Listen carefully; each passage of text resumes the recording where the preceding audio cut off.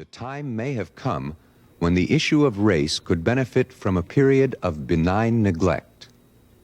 The subject has been too much taken over to hysterics, paranoids, and boodlers on all sides. I think the better thing, the more accurate way to describe the senator-elect is to say that he's an opportunist. It was difficult for black people to maintain families in poverty and racism in the rural South, but they did maintain them, so the argument is wrong.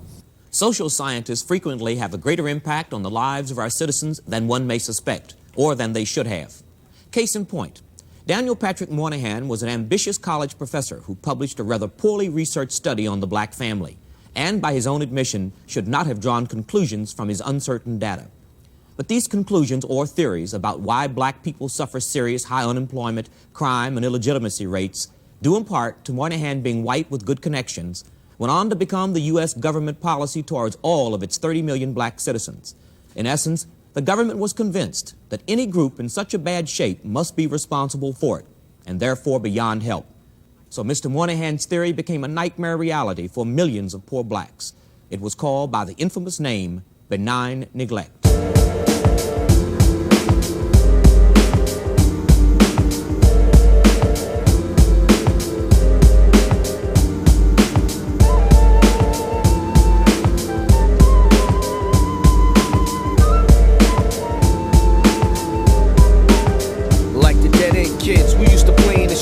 Never worrying about grief.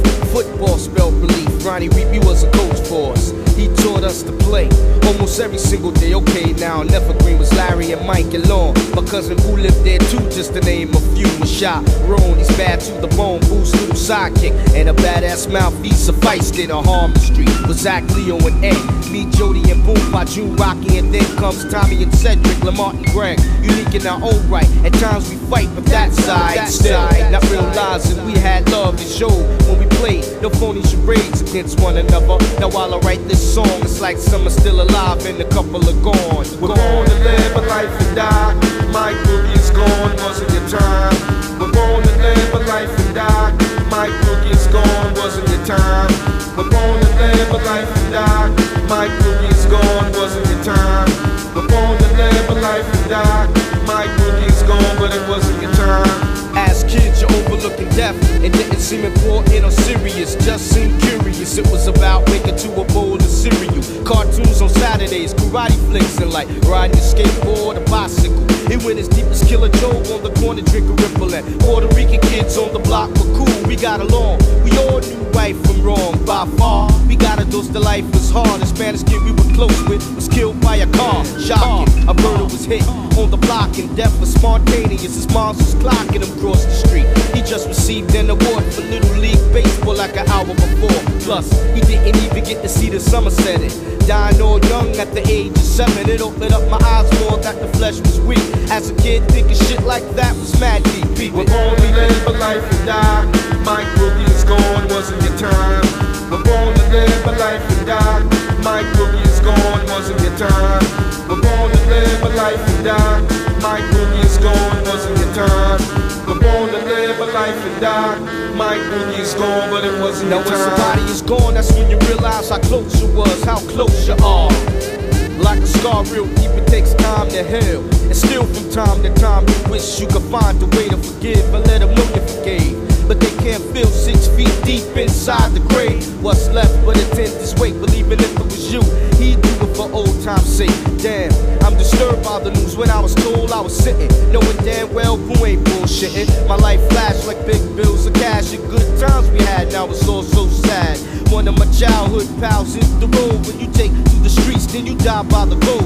But in this case, who knows what went down? Bottom line is wishing that he still was around. Now we found a spot in my heart, or should I say lobotomy? Mike, yo, you're trapped inside of me. And every other brother in Bushwick who rushed to your side thick, all down with the click. Yeah, God bless, he laid to rest. Call him Mike Boogie, that's what describes the nigga best. We're born to live a life and die. Mike Boogie is gone, wasn't your time. We're born to live a life and die. Mike Boogie is gone, wasn't your time. We're born to live a life and die. Mike Boogie is gone, wasn't your time. We're born to live a At the end of this program, you should know whether or not the income gap between black and white families narrowed between 1964 and 1970. How black leaders feel about the charge that Patrick Moynihan is a racist. How Moynihan's benign neglect memorandum was used. And you should know whether or not black families stayed together under slavery and in freedom. All opportunists aren't racists, and all racists aren't opportunists. For that matter, all racists aren't white, and all whites aren't racist. As I read about Moynihan the man and his theories on the black family, those words kept running through my head. My reasoning led me to the following logic. Mr. Moynihan is so disliked by blacks that one is immediately led to suspect that it's because the man is a racist. But careful examination of his writing shows that he speaks of the strength of blacks and the importance of the government doing something about their condition. Then a few years later, he's recommending to the president that because blacks are creating too much turbulence in this society about these conditions, we ought to cool it. Pay some attention to Puerto Ricans, Chicanos, anybody, but give the blacks a good dose of benign neglect, if indeed neglect can be benign. By now, I was back to square one. Finally, the almost inescapable conclusion was that the man personally is not a racist, but his rather shaky theories were put to racist uses, and that he had to know it. But was benefiting so much in becoming a national figure from an obscure social scientist teacher that he looked the other way or became benign about what he was doing. Black Journal conducted an opinion poll on the theory of benign neglect. We created 2 samples and compared the opinions of Ebony's 100 most influential black Americans with another 100 black leaders not in the Ebony sample. When asked the question, do you think the Moynihan theory of benign neglect is racist? 82% of those responding in the Ebony sample said yes. And the Black Journal sample gave even a more emphatic yes with a 91 to 9% majority. Dr. Herbert Gutman has amassed an enormous research on the black family in his book, The Black Family in Slavery and Freedom, which has been widely accepted and significantly by black scholars. Gutman agrees that if he were black, his book would not have gotten the attention that it has. His research centers on the family patterns of slaves on 6 diverse southern plantations and lays out statistic after statistic to refute the Moynihan report, which Gutman has characterized as little more than fictive history. Do you think that Mr. Moynihan's theory is essentially a racist theory? No, I don't think so. I think the consequences of it may be racist, but I don't think in origin it's racist, because the same kind of theory is applied to poor people of all color, including the Irish. That is to say, a view that assumes that poor people, the people who are oppressed, people who are exploited, are incapable of sustaining these kinds of arrangements in their poverty. Now, that simply is not true. That's not true for the blacks, it's not true for the Irish, it's not true for the Italians, it's not true for the Jews. They have great difficulty in doing it. That's one of the problems involved in being poor, and it's harder to do it if you're poor and black than if you're poor and white. You think that he can accurately be called a racist? Well, that's a very hard word to level at anybody in the context of this society in which almost everybody is a racist to one degree or another. Roger Wilkins, a member of the New York Times editorial board, is one of America's most respected intellectuals. To avoid picking up some aspect of racism, I think the better thing, the more accurate way to describe the senator-elect is to say that he's an opportunist. I believe he always has been. It's now correctly pointed out that his original family report contained very little original research, that it borrowed heavily from others. That was the subject in those days, in the Johnson administration. That was the kind of issue where a fellow figured he could get over. By the same token, his position on benign neglect, or whatever you call that memorandum that we've just been discussing, was tailored to get over with another administration in another political atmosphere.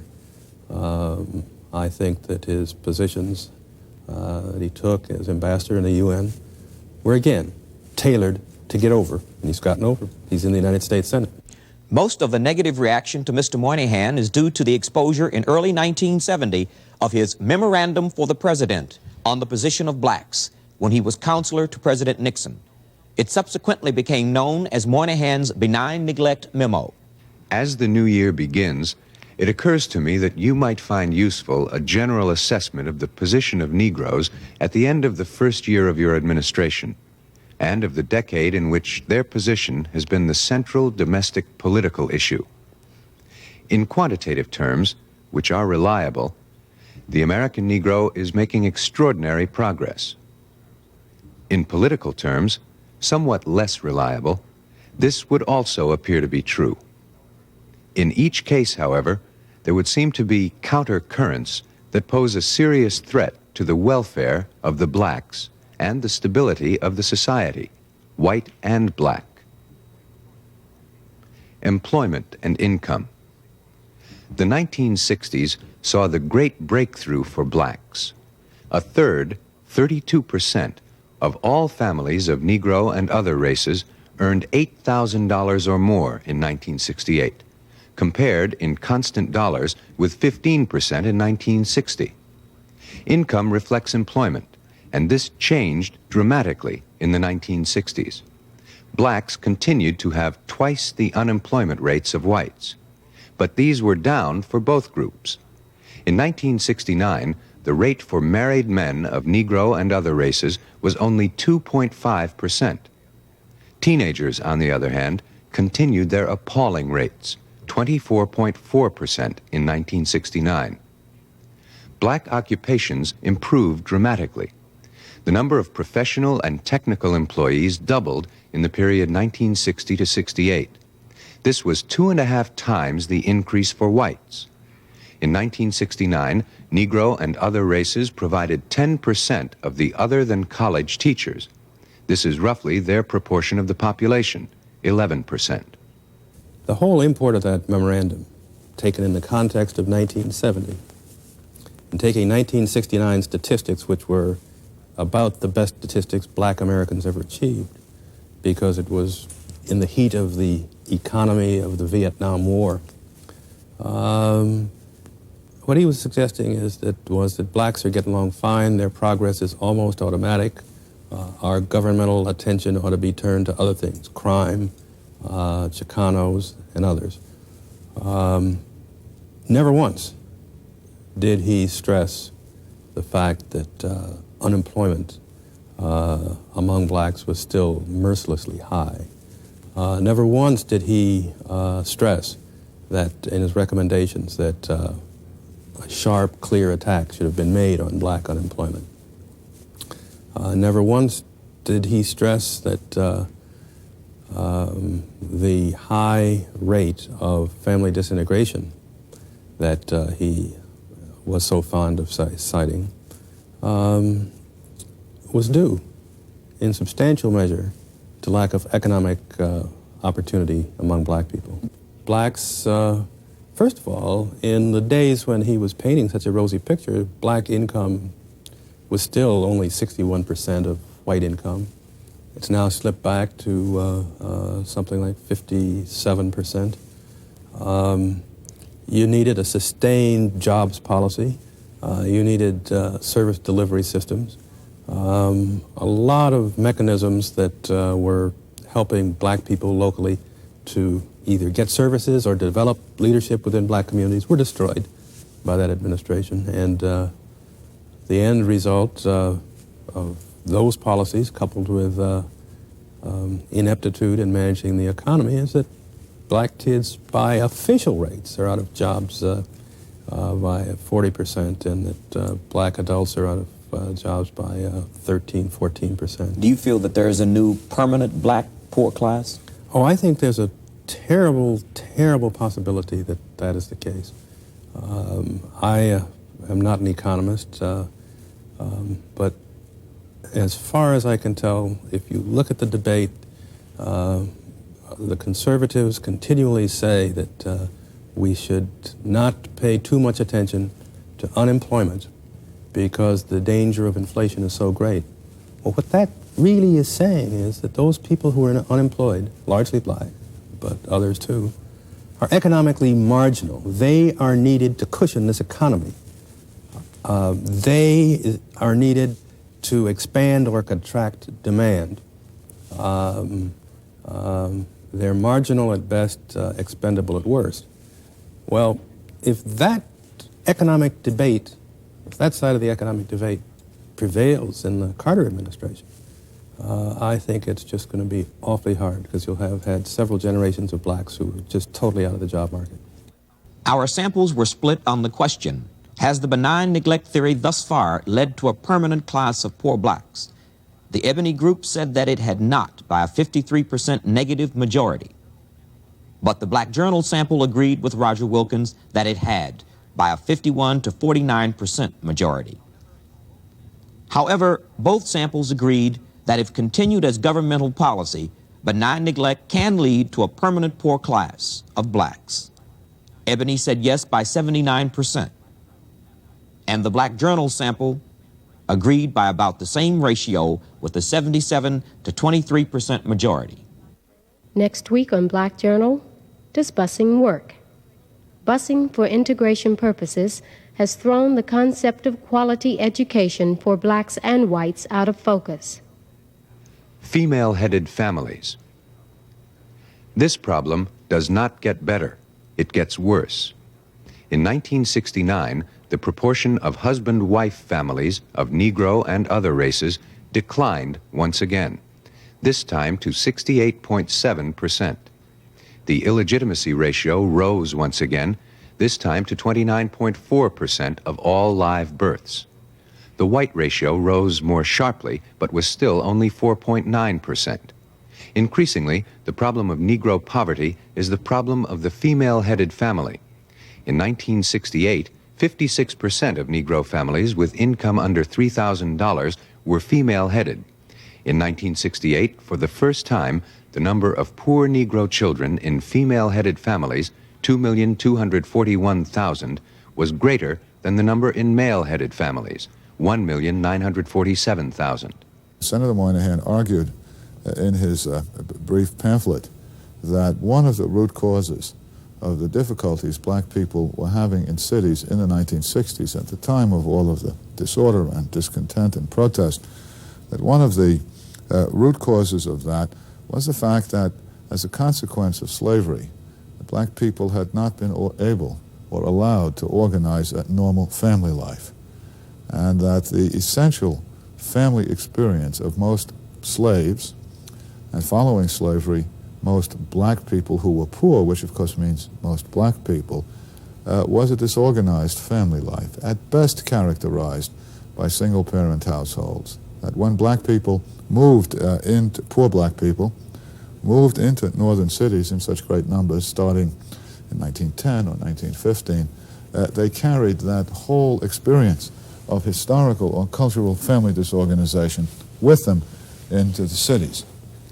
My study, in a sense, tests that by looking at vast amounts of new data, data that has not been looked at systematically by sociologists or by historians.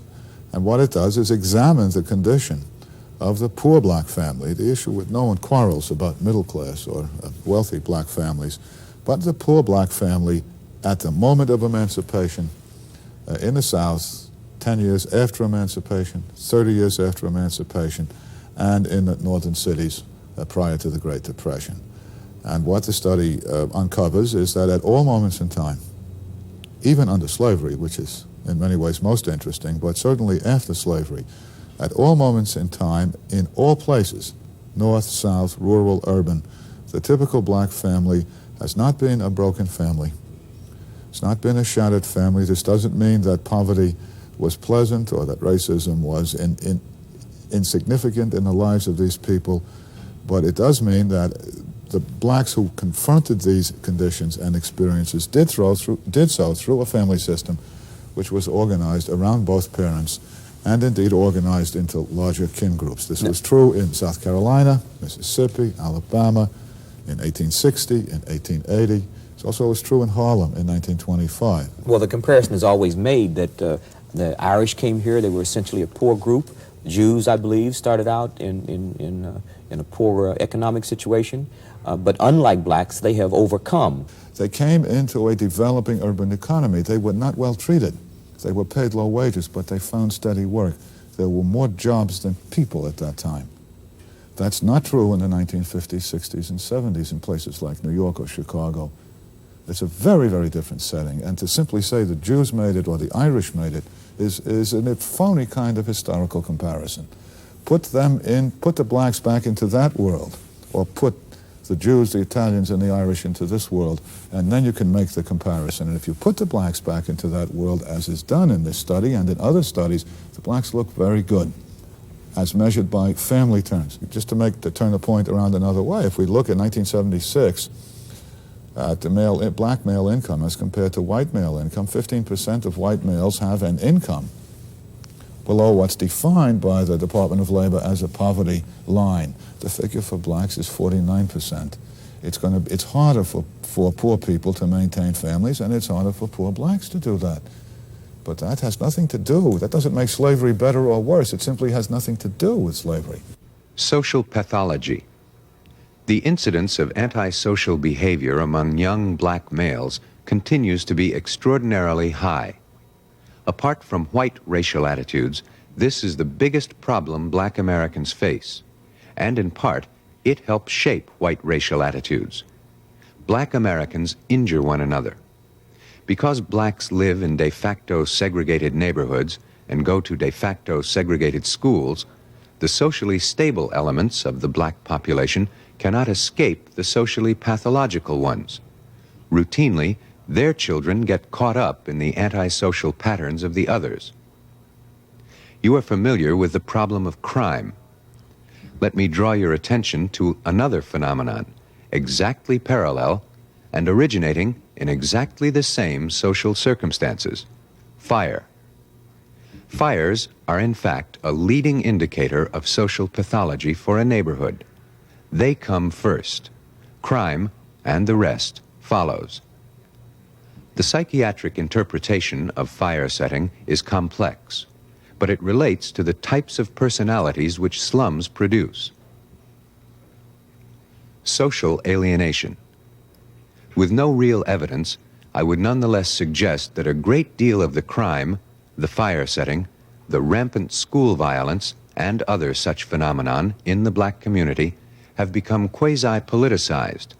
Hatred, revenge against whites is now an acceptable excuse for doing what might have been done anyway.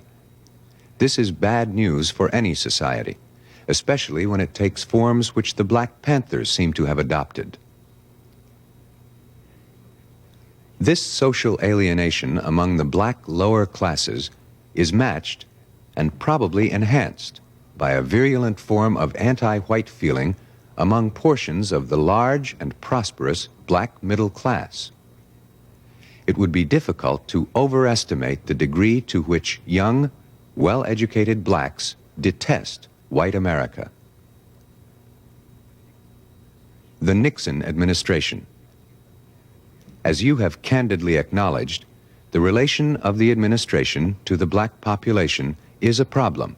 The time may have come when the issue of race could benefit from a period of benign neglect.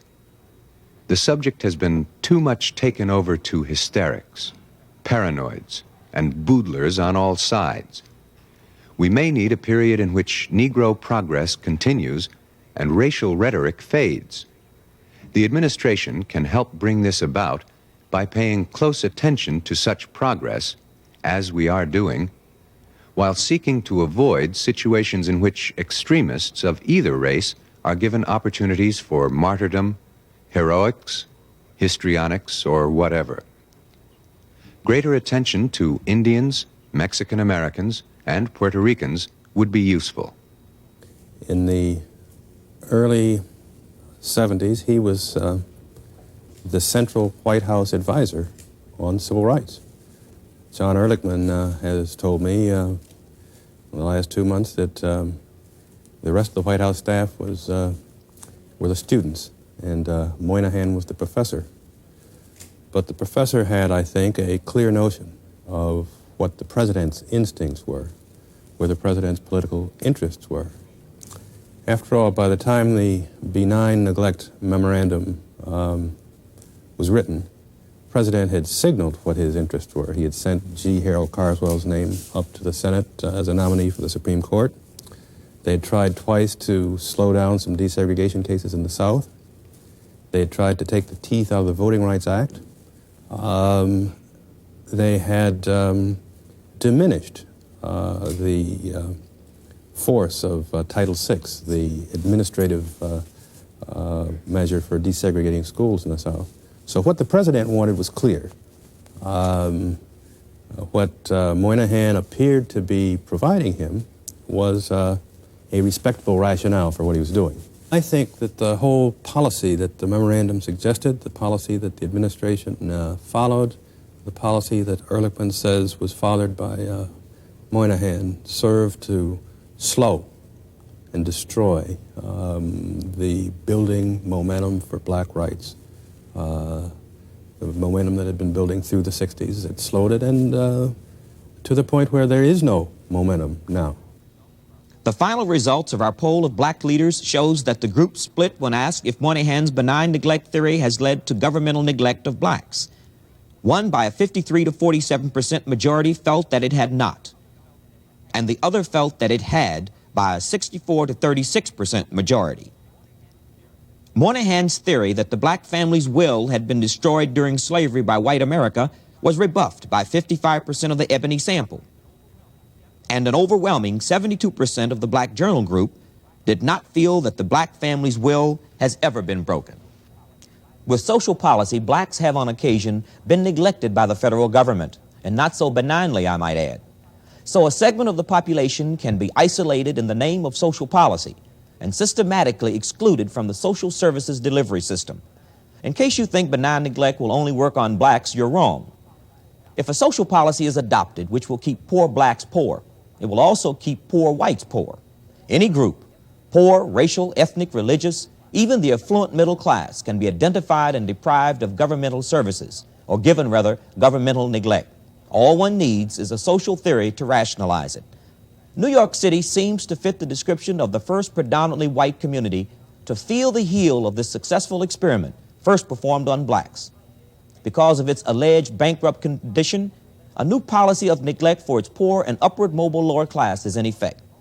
New York is the only city in the world whose elected government is in the hands of a private corporation. This junta of financiers and industrialists exercise power over the city's finances and have decreed that the city scale down its services to the population. Free college tuition must go as part of this experiment to reduce the expectations of what a government can provide. Excessive schooling is blamed. Moynihan, in his report on the black family, also pointed to the dangers of increased expectations.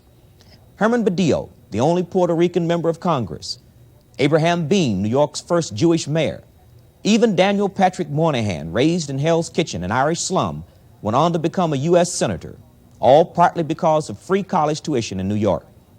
The handwriting is on the wall. Benign neglect, if successful in New York, stands a good chance of being exported to Chicago, Los Angeles, Philadelphia, Detroit, any urban area with suitable demographics. The lesson? First, no type of neglect can be benign. And second, you can't neglect anyone without ultimately neglecting yourself.